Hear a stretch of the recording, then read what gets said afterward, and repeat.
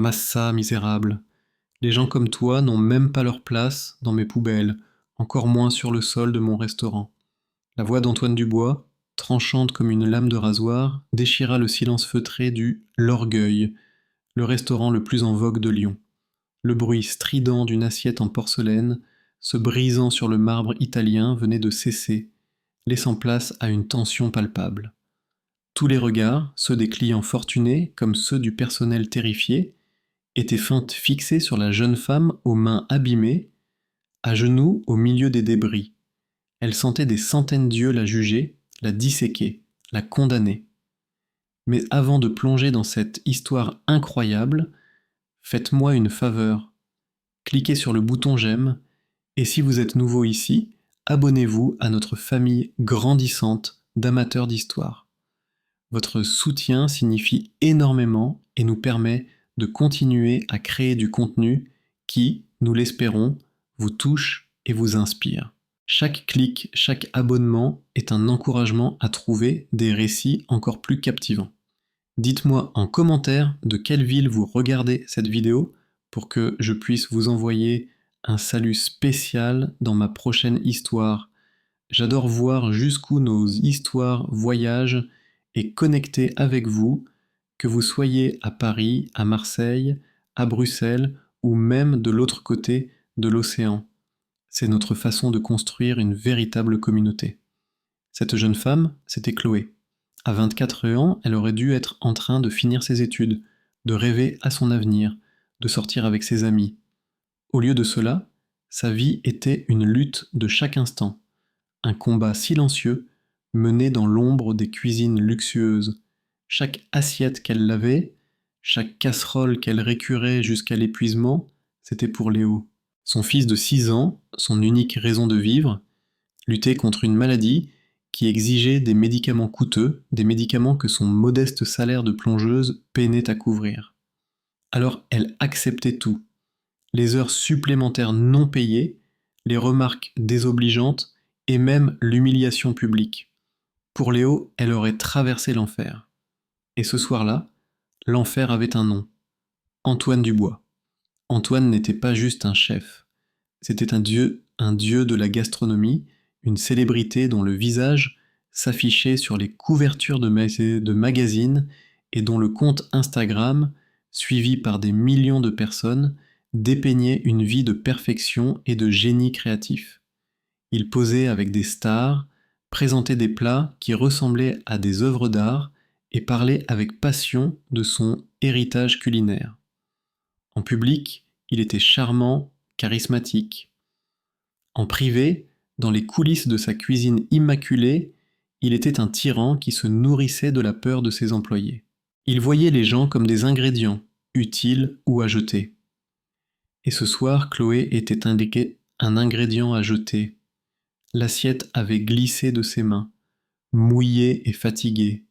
Une simple seconde d'inattention après 12 heures de travail acharné.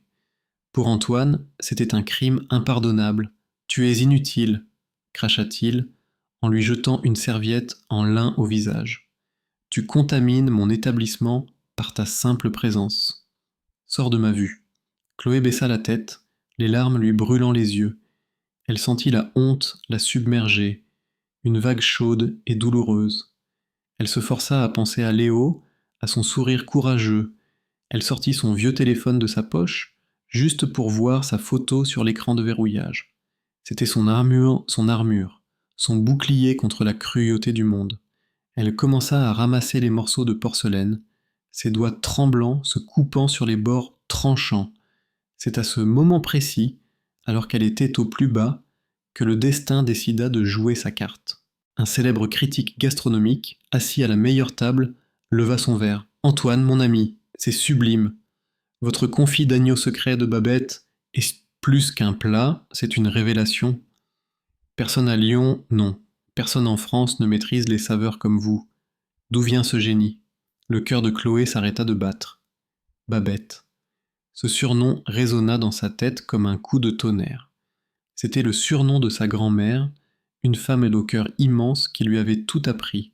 Le parfum qui flottait dans l'air, ce mélange si particulier de romarin, de thym et de cet ingrédient secret que seule sa famille connaissait, ne laissait aucune place au doute. Ce n'était pas une coïncidence, c'était un vol. Soudain, l'humiliation se transforma en une rage froide et pure. Elle leva les yeux et regarda Antoine qui se pavanait devant le critique, acceptant les compliments avec un sourire modeste. Elle se souvint de lui des années plus tôt. Un jeune apprenti ambitieux, presque un membre de la famille, qui passait des heures dans la cuisine de sa grand-mère, notant tout, posant des questions, gagnant sa confiance. Il avait admiré son talent, puis il l'avait volé. Il avait pris le trésor de sa famille, le fruit d'une vie de passion, et l'avait utilisé pour construire son empire, la laissant, elle, la véritable héritière, nettoyer ses assiettes sales pour survivre. Antoine savourait sa victoire, certain que cette pauvre fille n'était qu'un insecte écrasé sur son chemin vers la gloire. Il ne savait pas encore que cette plongeuse, cette misérable qu'il venait d'humilier, n'était pas là par hasard. Elle n'avait pas postulé à ce travail par simple nécessité. Il ignorait que chaque caméra de surveillance dans son restaurant, installée pour protéger ses secrets, était sur le point de devenir le témoin de sa chute. Car Chloé n'était pas une victime, elle était une chasseresse, et elle venait de trouver sa proie. La rage qui bouillait en Chloé lui donna une force qu'elle ne se connaissait pas. Elle se releva lentement, ignorant les coupures sur ses mains et le regard méprisant d'Antoine. Ses yeux, habituellement doux et fatigués, brillaient maintenant d'une détermination glaciale. Elle fixa le chef étoilé, non plus comme une employée terrifiée, mais comme une juge prête à rendre son verdict. Antoine, surpris par ce changement soudain, fronça les sourcils. L'insolence d'une plongeuse était la dernière chose qu'il tolérait. Il interpréta sa détermination comme un défi. Qu'est-ce que tu regardes comme ça? Tu as quelque chose à dire, la misérable. Sa voix, bien que basse, était pleine de venin. Chloé ne répondit pas. Elle se contenta de le regarder. Et dans ce silence, Antoine vit le reflet de sa propre imposture. C'en était trop. Sécurité! Hurla-t-il, son masque de charme se fissurant pour révéler le monstre en dessous. Sortez-moi cette chose de mon restaurant. Et assurez-vous qu'elle ne soit jamais payée pour cette soirée. Son incompétence nous a déjà coûté assez cher. Deux gardes massifs s'approchèrent et saisirent Chloé par les bras. Elle ne se débattit pas. Alors qu'il la traînait vers la sortie, sous les regards choqués et curieux des clients, son regard ne quitta jamais celui d'Antoine. Ce n'était pas un regard de défaite, mais une promesse silencieuse. Jetée sur le trottoir froid de la presqu'île de Lyon, la porte dorée de l'orgueil se referma avec un claquement sec, la bannissant de ce monde de luxe et de mensonges. La bruine de novembre commença à tomber, se mêlant aux larmes de rage qui coulaient sur ses joues. La douleur de l'humiliation était vive, mais elle était maintenant alimentée par une flamme nouvelle, la soif de justice. Elle serra les poings, ses coupures lui rappelant la violence de la scène. Elle marcha pendant près d'une heure pour rentrer chez elle, dans son petit appartement du quartier de la Croix-Rousse, trop anéanti pour prendre le métro, chaque pas résonnant du nom de sa grand-mère. Babette. Les lumières de la ville, qui lui semblaient autrefois magiques, n'étaient plus que des témoins indifférents de son malheur. Elle pensait à Léo qui l'attendait, la pensée de son fils était la seule chose qui l'empêchait de s'effondrer complètement. Lorsqu'elle entra enfin dans son modeste 2 pièces, le silence était seulement rompu par la respiration douce de Léo, endormi dans sa petite chambre. Elle alla le voir, caressant sa joue chaude et ajustant sa couverture. Il toussait légèrement dans son sommeil, un rappel constant et angoissant de la fragilité de sa santé. C'est là que la véritable panique la frappa. Le salaire. Sans cet argent, comment allait-elle acheter la prochaine boîte de médicaments? Son cœur se serra. Tremblante, elle sortit son téléphone et ouvrit son application bancaire. L'écran afficha ce qu'elle redoutait, un solde presque à zéro. Puis, une notification apparut, cruelle et impersonnelle. Virement de votre employeur annulé. Le monde de Chloé bascula. Ce n'était plus seulement une question de fierté ou d'héritage volé. C'était une question de vie ou de mort pour son enfant. Épuisée, elle s'assit à la petite table de la cuisine, la tête entre les mains. Comment avait-elle pu laisser les choses en arriver là? Par habitude, machinalement, elle ouvrit Instagram. La première story qui apparut fut celle d'Antoine Dubois. Il se filmait, un verre de champagne à la main, trinquant avec le critique gastronomique. En arrière-plan, on voyait les cuisines animées, comme si rien ne s'était passé. La légende disait « Le succès est le meilleur des plats ». Merci à tous pour cette soirée inoubliable. Le voir célébrer sa victoire, construite sur le dos de sa famille, alors qu'elle-même était au bord du gouffre, fut l'étincelle qui ralluma le feu de sa colère. Elle voulait jeter son téléphone contre le mur, mais un son inattendu la retint. Une notification WhatsApp. Un numéro qu'elle ne connaissait pas. Son doigt hésita au-dessus de l'écran. Qui pouvait bien lui écrire à cette heure? Une erreur, sans doute. Poussée par la curiosité, elle ouvrit le message. Il ne contenait que quelques phrases, mais elles firent l'effet d'une décharge électrique. Je sais ce qu'il a fait. Il n'a pas seulement volé une recette. Il a tout pris. Cherche le journal de ta grand-mère. La vérité est à l'intérieur. Chloé relut le message 10 fois, son cœur battant à tout rompre. Qui était-ce? Un ancien employé? Un ami de sa grand-mère? Comment cette personne connaissait-elle l'existence du journal? C'était un cahier que sa grand-mère gardait précieusement, rempli non seulement de recettes, mais aussi de ses pensées, de ses souvenirs. Elle l'avait presque oublié, persuadée qu'il était perdu depuis longtemps. Revigorée par cet espoir mystérieux, elle se leva et se dirigea vers le grand placard au fond du couloir. C'était là que sa mère avait entreposé quelques cartons de vieilles affaires après le décès de Babette.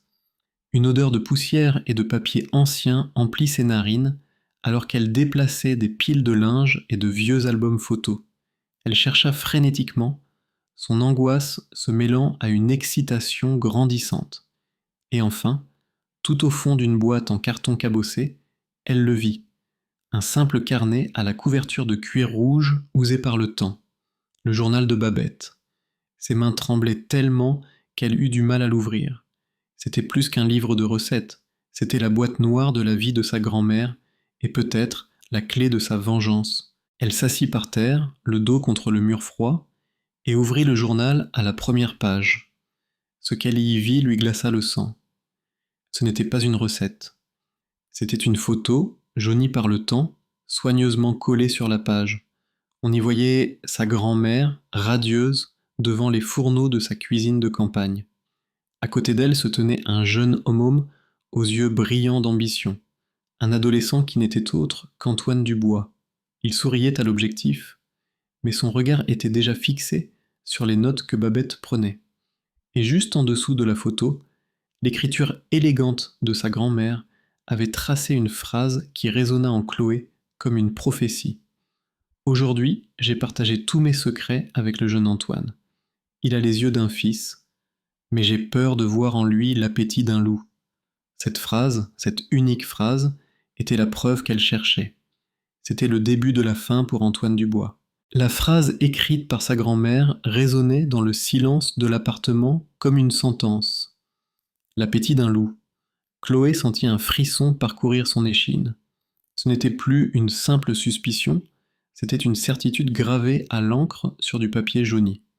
Sa grand-mère, avec son intuition infaillible, avait vu clair dès le début.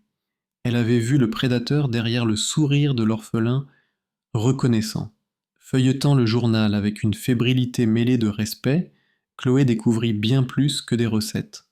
C'était des pages entières de secrets culinaires, des techniques de cuisson, des combinaisons d'épices, mais aussi des anecdotes, des histoires de famille liées à chaque plat. Elle reconnut le confit d'agneau secret de Babette, le velouté de châtaigne des monts du Lyonnais, la tarte tatin inversée au caramel salé, tous les plats signatures qui avaient fait la renommée d'Antoine Dubois et lui avaient valu ses étoiles au guide Michelin. Chaque plat était accompagné de notes détaillées, de dessins et souvent d'une petite phrase personnelle, pour l'anniversaire de ma petite Chloé, ou le plat préféré de mon cher mari. C'était l'ADN de sa famille, l'âme de sa grand-mère, et Antoine l'avait pillé sans vergogne, page par page. Le lendemain matin, le désespoir avait fait place à une détermination froide et méthodique. La première urgence restait Léo. Elle rassembla les quelques pièces de monnaie qu'elle put trouver et se rendit à la pharmacie. Le pharmacien, un homme bienveillant qui connaissait sa situation, accepta de lui donner quelques jours de traitement à crédit, mais son regard inquiet en disait long. « Chloé, vous devez trouver une solution stable, lui dit-il doucement. Chaque mot était un coup de poignard. En rentrant, elle passa devant une boutique d'électronique. Une idée folle, mais nécessaire, germa dans son esprit. Elle utilisa le peu de crédit qu'il lui restait sur sa carte bancaire pour acheter le plus petit et le plus discret des stylos caméra. C'était un pari insensé, mais elle savait qu'elle n'aurait pas d'autre chance. Le journal était une preuve puissante, mais elle avait besoin de plus. Elle avait besoin d'entendre la vérité sortir de la bouche du loup lui-même. Sa première étape fut de créer un compte Instagram anonyme. Elle l'appela La Vérité Culinaire. Son profil était simple. Une photo noire et une seule phrase dans la biographie.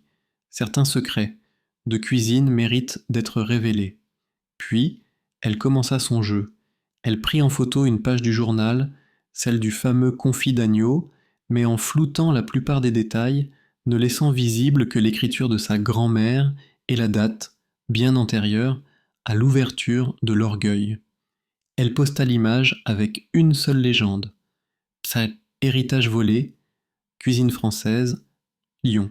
Elle n'avait que quelques abonnés au début, mais elle savait que dans le petit monde de la gastronomie lyonnaise, les rumeurs voyageaient vite. C'était une graine de doute plantée au cœur de l'empire d'Antoine. Pendant ce temps, Antoine, ignorant tout du complot qui se tramait, nageait dans l'arrogance. Il continuait de poster des stories de sa vie luxueuse, des montres hors de prix, des voitures de sport, des dîners avec des célébrités. Un soir, il posta une vidéo où il se moquait ouvertement de certains employés incompétents qui ne comprennent pas l'art de la grande cuisine. Il ne nommait pas Chloé, mais le message était clair. Cette vidéo fut une erreur. Chloé la téléchargea immédiatement, la sauvegardant comme une pièce à conviction. L'arrogance d'Antoine serait sa perte. Elle commença à contacter, via des messages privés, depuis son compte anonyme, d'anciens employés de l'orgueil. Beaucoup avaient peur de parler, terrifiés par la puissance et l'influence d'Antoine. Mais une personne répondit. C'était un jeune sous-chef, Léo, qui avait été renvoyé injustement quelques mois plus tôt. Son message était prudent. Je ne peux pas témoigner publiquement, il détruirait ma carrière. Mais je peux vous aider.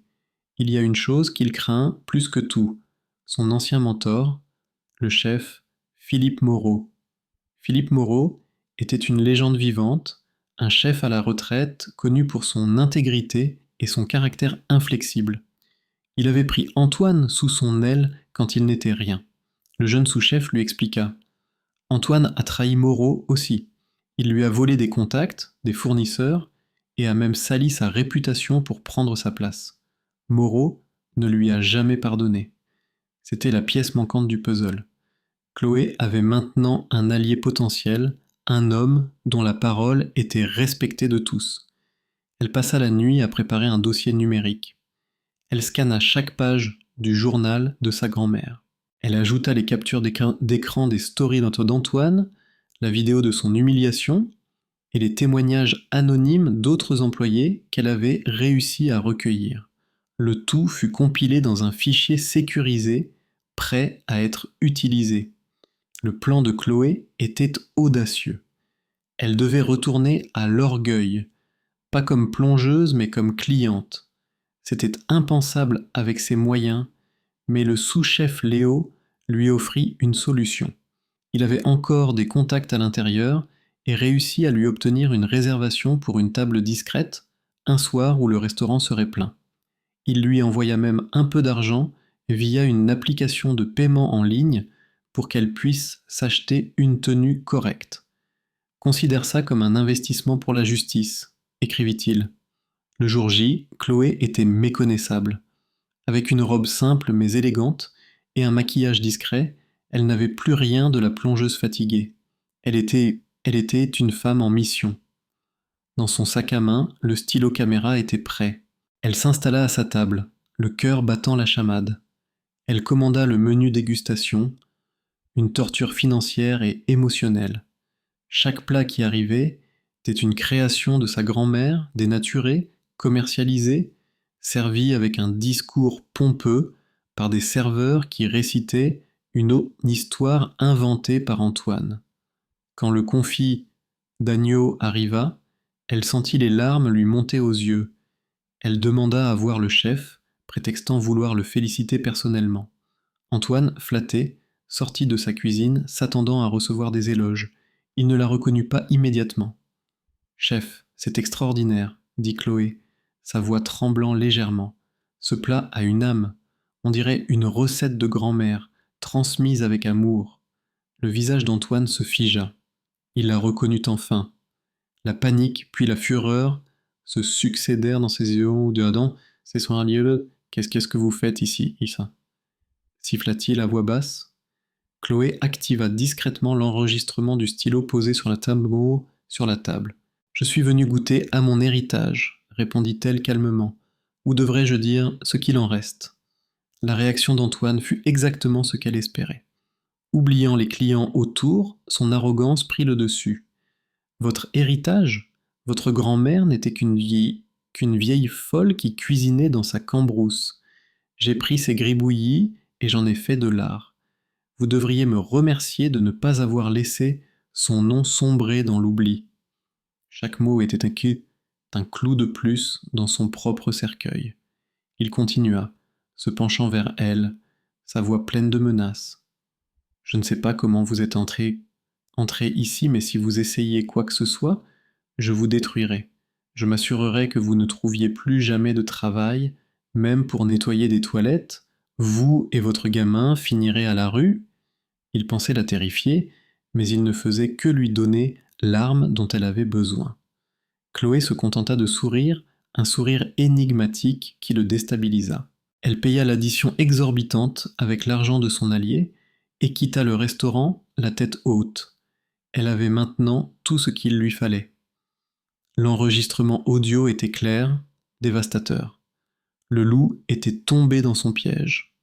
Le moment de la vérité approchait, et il serait bien plus spectaculaire qu'un simple article de blog. Sa main tremblait en composant le numéro. La voix qui répondit était rocailleuse, fatiguée par des décennies passées devant les fourneaux et par la déception. Moreau à l'appareil. Que voulez-vous? Chloé prit une profonde inspiration. Chef Moreau, mon nom est Chloé Martel. Je suis la petite fille de Babette. Un long silence suivit, si lourd qu'elle crut qu'il avait raccroché. Puis, la voix reprit, plus douce, chargée d'une tristesse infinie. Babette, je n'ai pas entendu ce nom depuis des années. Qu'est-ce que ce petit vautour d'Antoine a encore fait? Leur rencontre eut lieu le lendemain, dans la cuisine de la modeste maison de retraite de Moreau, un lieu à des années-lumière du luxe ostentatoire de l'orgueil. L'endroit sentait le bouillon de légumes et le pain frais, des odeurs d'authenticité qui firent monter les larmes aux yeux de Chloé. Elle lui montra tout, le journal de sa grand-mère, les photos, et enfin, elle lui fit écouter l'enregistrement. Moreau ferma les yeux, son visage buriné se contractant de douleur et de colère en entendant la voix arrogante de son ancien protégé insulter la mémoire de la femme qui lui avait tant donné. « Le monstre que j'ai créé, murmura-t-il, les poings serrés sur la table en bois.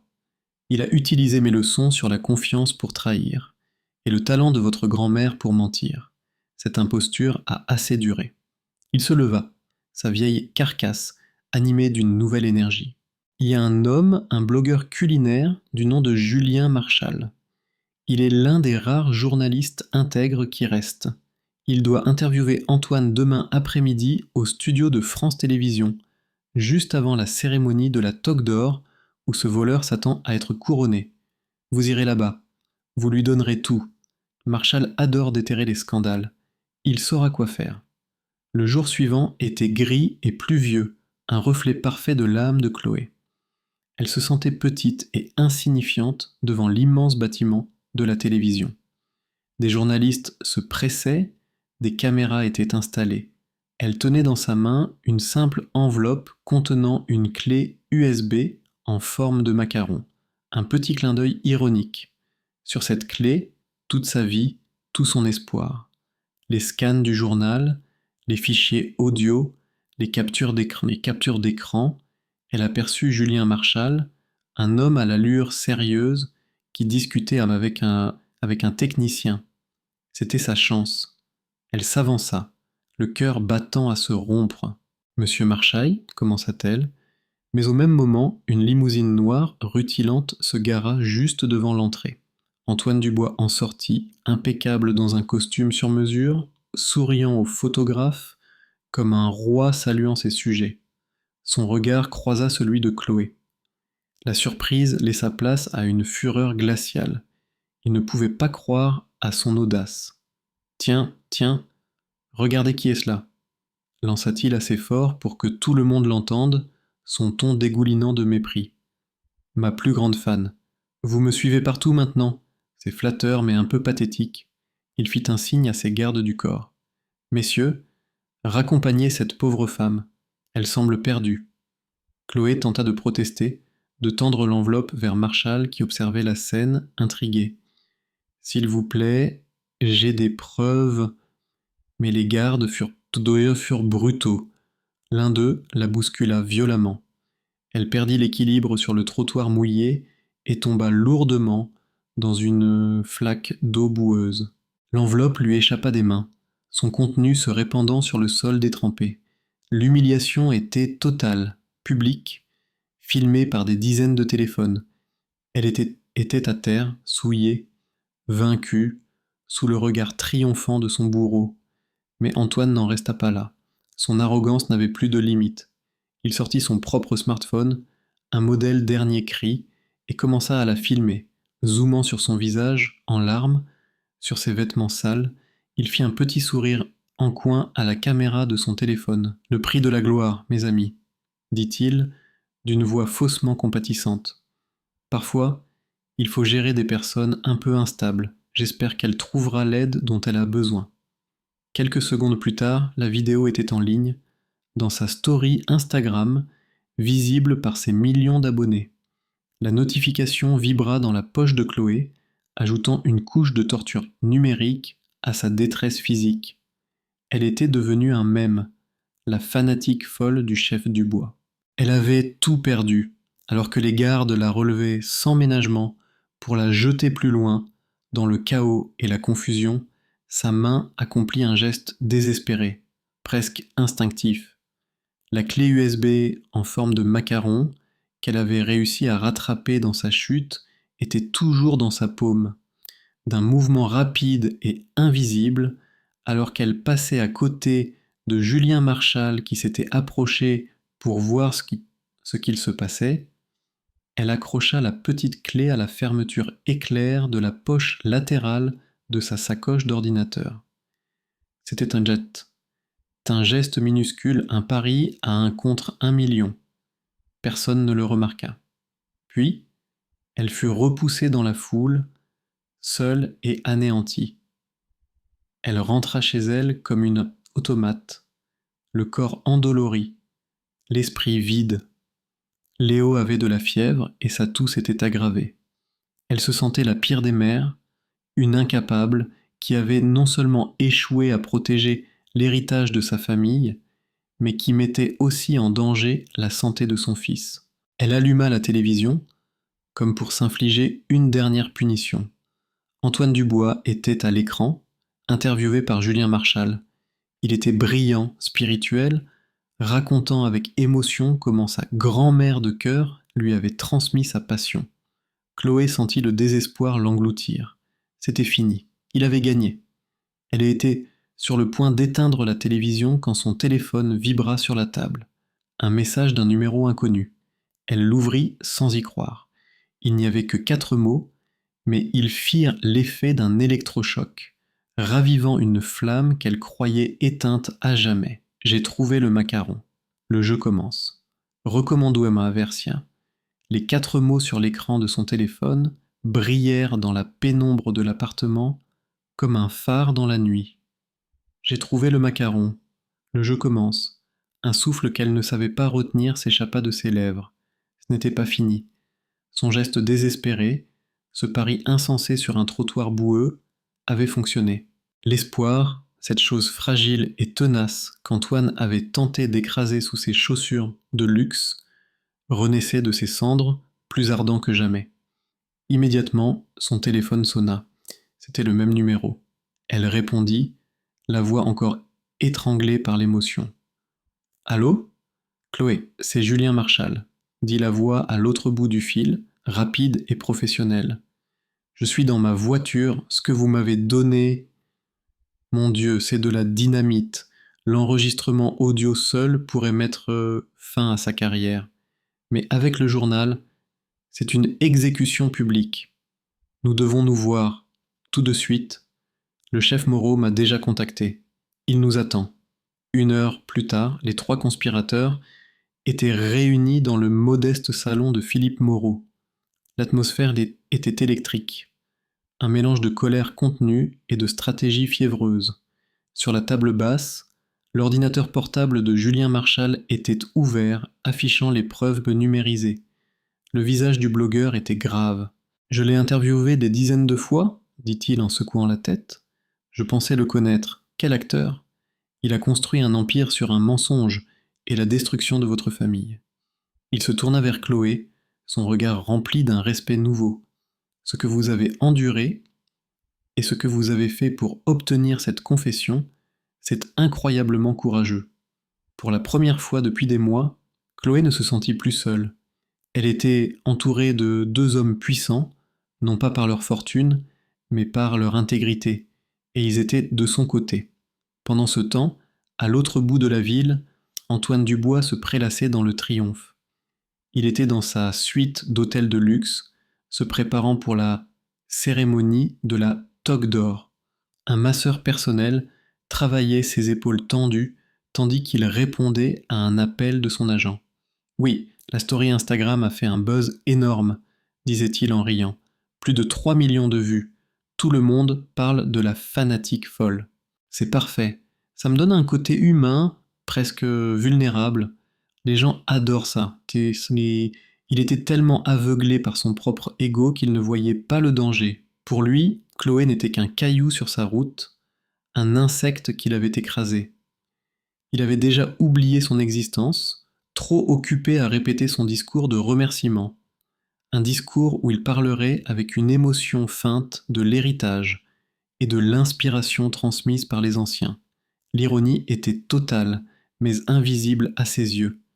Dans le salon de Moreau, le plan prenait forme. Un simple article ne suffira pas, déclara Philippe, sa voix de vieux général retrouvant sa vigueur. Il le niera. Il utilisera ses avocats pour tout étouffer. Il faut le frapper là où ça fait le plus mal, devant ses pairs, devant les caméras, en direct. Julien Marchal eut un sourire carnassier. « J'ai une idée. Pour la cérémonie, le comité a prévu un hommage vidéo surprise pour le lauréat. C'est censé être un montage de ses fans et d'autres chefs le félicitant. Le fichier doit être remis à la régie technique 2 heures avant le début de la diffusion. » Il regarda Philippe. « Vous avez encore des entrées là-bas, n'est-ce pas ?» Le vieil homme hocha la tête. « Le directeur technique est un de mes anciens apprentis. Il me doit beaucoup.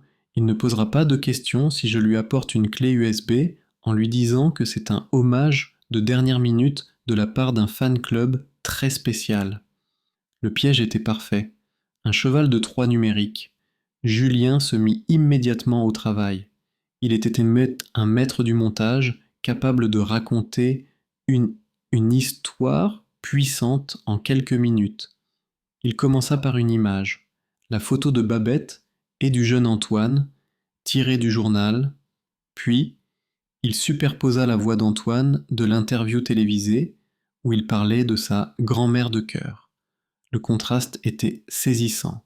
Ensuite, il fit défiler les pages du journal mettant en évidence les recettes volées, avec les dates prouvant leur antériorité. Le point culminant fut l'enregistrement audio du restaurant. Il choisit les passages les plus accablants. Votre grand-mère n'était qu'une vieille folle, et la menace finale, vous et votre gamin finirez à la rue. Pour conclure, il monta la vidéo qu'Antoine avait lui-même postée, celle de l'humiliation de Chloé devant les studios, suivie d'un plan fixe sur le visage digne de Philippe Moreau, qui disait simplement « La vérité, comme un bon plat, finit toujours par être servi ». Le tout durait exactement 3 minutes. 3 minutes pour détruire une vie de mensonges. Le soir de la cérémonie, le grand auditorium de Lyon scintillait de mille feux. C'était le sommet du monde de la gastronomie française. Chloé était là, assise au fond de la salle, grâce à une invitation obtenue par Julien. Personne ne la remarqua. Elle n'était qu'un visage anonyme dans la foule. Son cœur battait si fort qu'elle avait l'impression que tout le monde pouvait l'entendre. Elle regardait Antoine assis au premier rang, rayonnant, acceptant les félicitations, serrant des mains. Il était le roi sur le point d'être couronné. Elle serra dans sa main le vieux médaillon de sa grand-mère, une ancre dans la tempête de ses émotions. Elle pensa à Léo, confié pour la soirée à une voisine. Elle faisait tout ça pour lui, pour son avenir, pour son honneur. Le moment arriva. Le présentateur de la soirée, une célébrité du petit écran, ouvrit l'enveloppe dorée. Et le lauréat de la Toque d'Or de cette année est, sans surprise, le chef Antoine Dubois pour l'orgueil. La salle explosa en applaudissements. Antoine monta sur scène, les larmes aux yeux, une performance d'acteur digne d'un Oscar. Il prit le trophée, le leva bien haut et commença son discours. Je suis si ému, je dédie ce prix à la mémoire de celle qui m'a tout appris, ma mentor, mon inspiration. Il savourait chaque seconde. Après son discours, le présentateur reprit la parole. Antoine, vos admirateurs ont tenu à vous préparer une petite surprise. Regardons ensemble ce message d'amour de la part de votre communauté. Antoine, visiblement touché, se tourna vers l'écran géant derrière lui, un sourire béat sur le visage. Les lumières de la salle se tamisèrent, un silence respectueux s'installa. Le masque allait enfin tomber. Le silence dans l'auditorium était absolu, un vide chargé d'anticipation. Antoine Dubois, baigné dans la lumière des projecteurs sur scène, affichait un sourire radieux, attendant avec impatience l'hommage de ses pairs. Au fond de la salle, le cœur de Chloé battait contre ses côtes comme un oiseau en cage. C'était le moment. Tout se jouait dans les 3 prochaines minutes.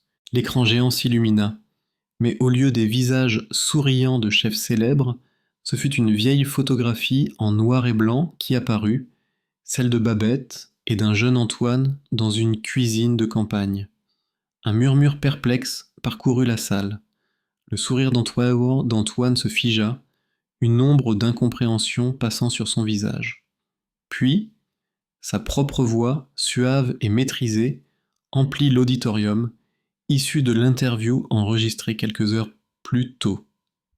Ma grand-mère de cœur, elle m'a tout appris, disait-il, alors qu'à l'écran, la caméra zoomait lentement sur la phrase manuscrite de Babette, au bas de la photo.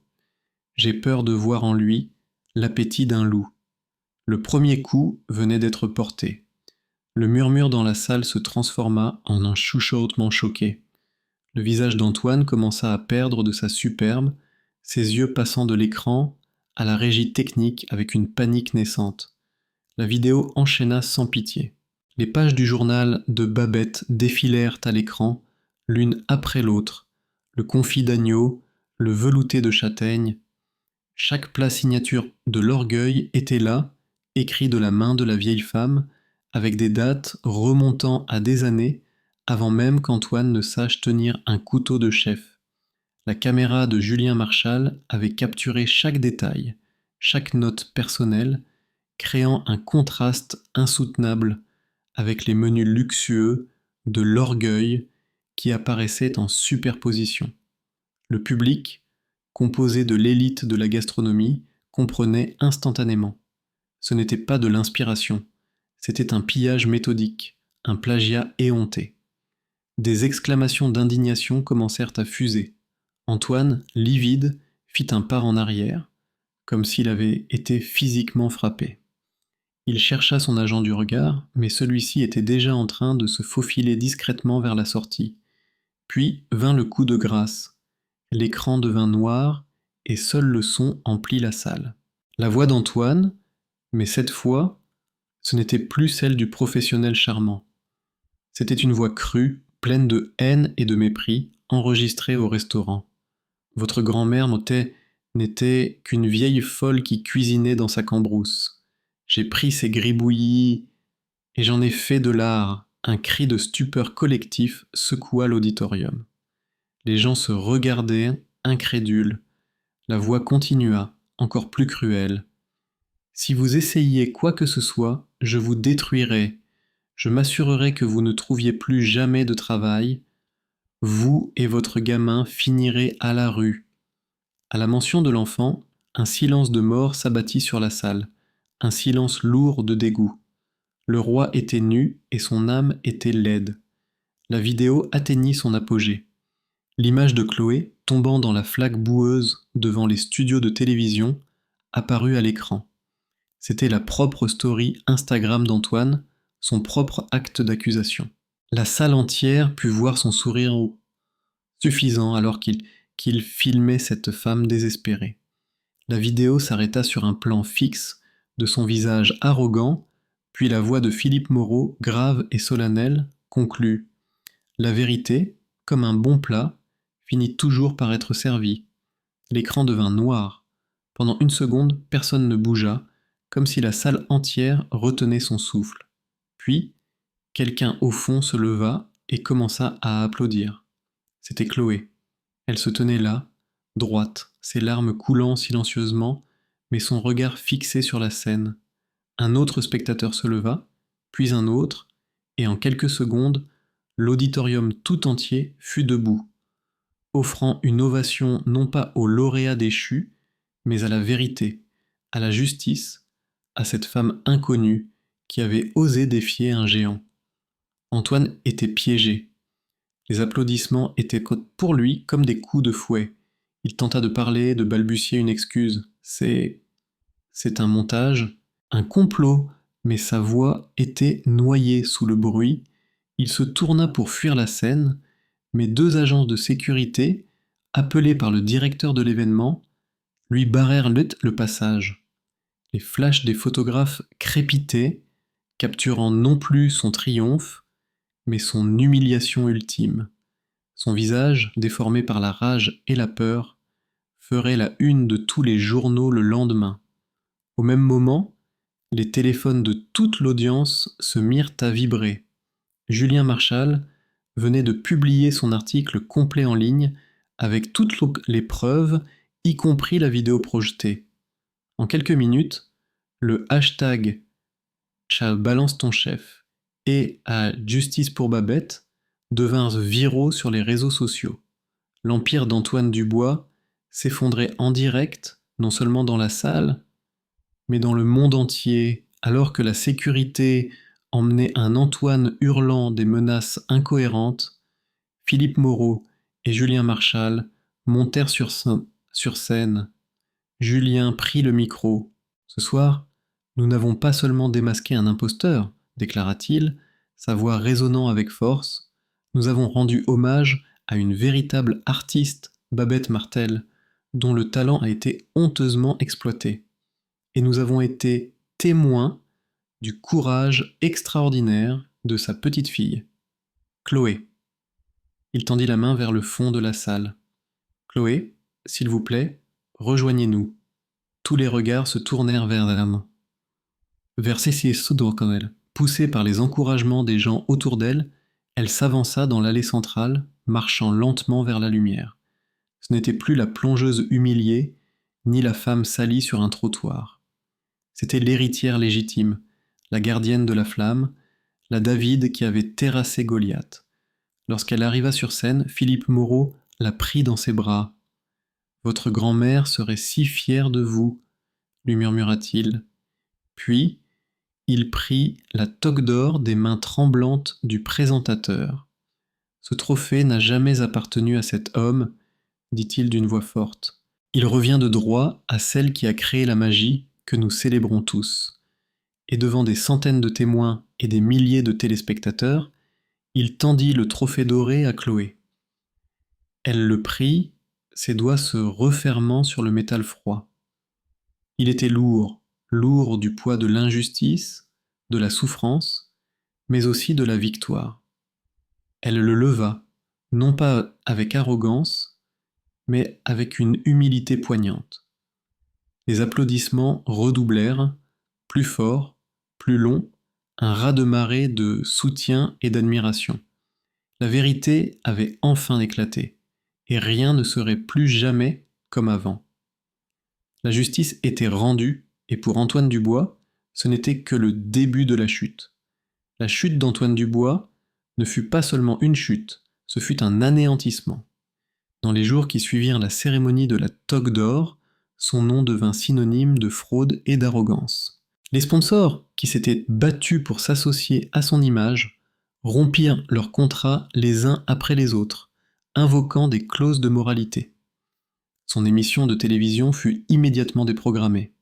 Les éditeurs rappelèrent Sarent, ses livres de cuisine des rayons. Le restaurant L'Orgueil, autrefois temple de la gastronomie, devint un lieu déserté, un mausolée de l'imposture, avant de fermer définitivement ses portes moins d'un mois plus tard, croulant sous les dettes et le déshonneur. Sur le plan juridique, les conséquences furent encore plus dévastatrices. Encouragés par l'exemple de Chloé, des dizaines d'anciens employés portèrent plainte pour harcèlement moral, abus de pouvoir et salaires non payés. L'enquête révéla un système de fraude fiscale sophistiqué. Condamné pour plagiat, fraude et harcèlement, Antoine Dubois écopa d'une lourde peine de prison et d'une amende si colossale qu'elle anéantit sa fortune. Il perdit tout, son argent, sa réputation, ses amis. L'homme qui pensait être un roi finit seul dans une cellule, oublié de tous. Un simple fantôme hantant les couloirs de sa propre arrogance déchue.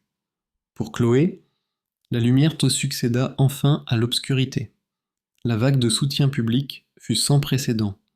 Une cagnotte en ligne, lancée par Julien Marchal, récolta des centaines de milliers d'euros en quelques jours, assurant l'avenir de Léo et lui permettant de recevoir les meilleurs soins possibles.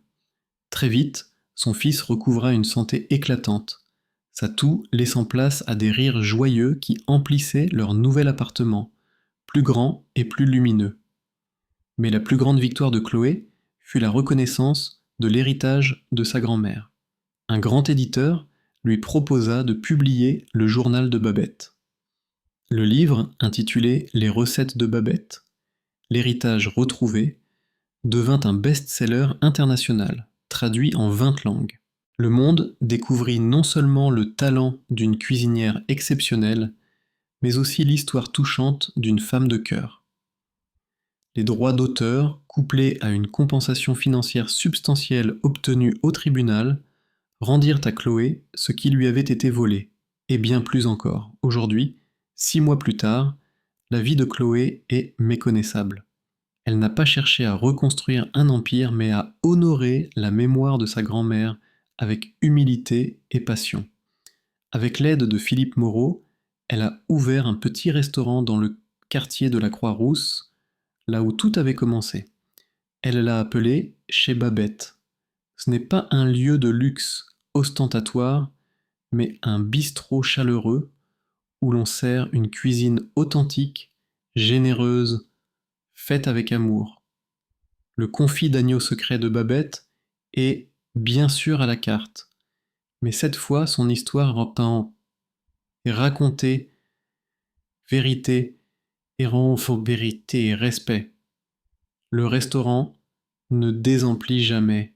Il faut réserver des semaines à l'avance pour avoir la chance de goûter à cette cuisine qui a une âme.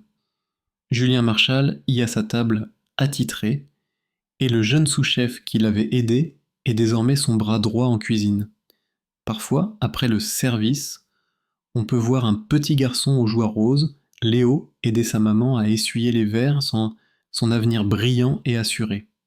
L'histoire de Chloé a eu un impact bien au-delà de sa propre vie. Elle va déclencher un véritable mouvement dans le monde de la restauration, encourageant de nombreuses personnes à dénoncer les abus de pouvoir et le plagiat. Des documentaires ont été produits. Netflix a même acquis les droits pour en faire une mini-série. Chloé, autrefois timide et effacée, est devenue une conférencière inspirante, invitée dans les écoles de cuisine pour parler d'éthique, de courage et de l'importance de protéger son héritage. Elle a créé la Fondation Babette, une organisation qui offre une aide juridique et financière aux jeunes chefs talentueux, mais sans moyens, pour qu'aucun autre loup ne puisse voler leurs rêves. Le contraste entre sa vie d'avant et celle d'aujourd'hui est saisissant. La plongeuse humiliée est devenue un symbole d'espoir, la mère angoissée est devenue une protectrice pour les autres, la victime silencieuse est devenue une voix puissante pour la justice. Cette histoire nous rappelle que la justice existe encore dans ce monde. Quelles leçons avez-vous tirées de ce récit ? Partagez vos réflexions dans les commentaires ci-dessous. Nous adorons lire vos pensées et vos propres expériences. Et devinez quoi ? Une autre histoire bouleversante arrive dans quelques jours, encore plus dramatique et inspirante que celle-ci. Alors, si ce n'est pas déjà fait, assurez-vous de vous abonner à cette chaîne et d'activer la cloche de notification pour être le premier à la découvrir dès sa mise en ligne. Si cette histoire vous a ému, n'oubliez pas de cliquer sur le bouton j'aime. Cela nous aide énormément à faire découvrir ces récits de justice à d'autres personnes qui en ont besoin. Et surtout, partagez cette vidéo avec vos amis et votre famille, car on ne sait jamais qui a besoin d'entendre ce message d'espoir aujourd'hui. Parfois, une seule histoire peut changer la perspective de quelqu'un sur la vie. Merci infiniment d'avoir suivi ce voyage émotionnel avec nous. À très bientôt pour une nouvelle histoire qui vous touchera.